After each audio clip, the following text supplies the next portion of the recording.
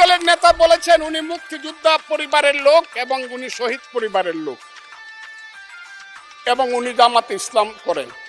এটা ডাবল অপরাধ। মুক্তিযোদ্ধা পরিবারের লোক কেউ জামাত করতে পারে না।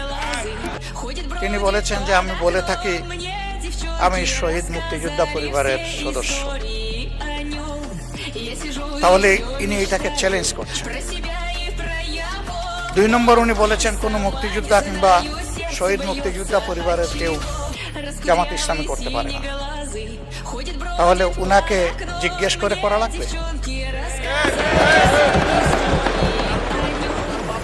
এটি আমার নাগরিক অধিকার। আমি কোন দল করব, কোন আদর্শ আমি অনুসরণ করব, এর উপর হস্তক্ষেপ করার ন্যূনতম কোনো অধিকার রাষ্ট্র কিংবা সংবিধান কাউকে দেয়। আমি এটার তীব্র নিন্দা জানাই। আমার আইডেন্টিটি নিয়ে প্রশ্ন করা হয়েছে, এটা গুরুতর অপরাধ করেছে।